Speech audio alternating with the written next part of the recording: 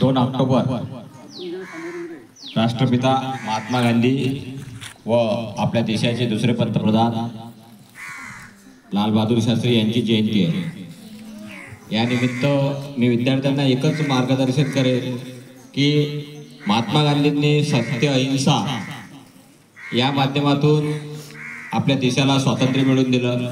त्यांनी मिठाचा सत्याग्रह केला होता आणि मिठावर कोणत्याही प्रकारचा टॅक्स लागू नये यासाठी त्यांनी पहिल्यांदा सत्याग्रह केला।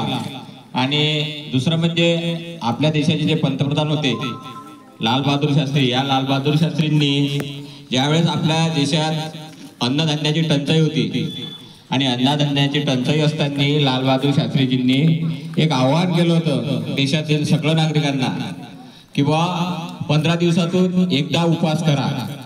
आणि तेव्हापासून माझ्या मते ही एकादशी चालू झाली असेल।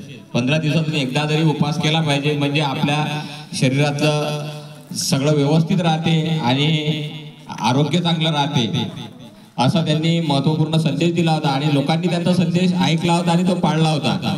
आता आम्ही तुम्हाला संदेश देतो की रस्त्यावर संडासने जाऊ नका, रस्त्यावर कचरा टाकू नका, कारण आम्ही तसे वागत नाही। कारण आमच्या हाती जर टप्पर असलं तर तुम्ही काय करसाल, कारण तुम्हीच तर सारखे नाही तर आम्हाला काय शिकवता।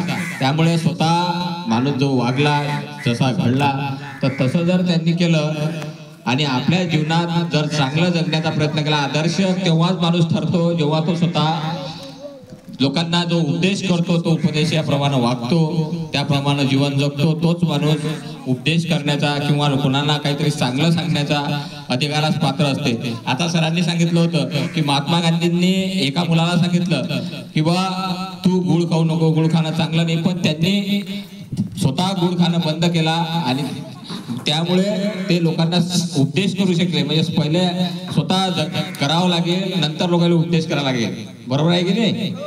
तर बरोबर एवढं बोलतो आणि मी थांबतो।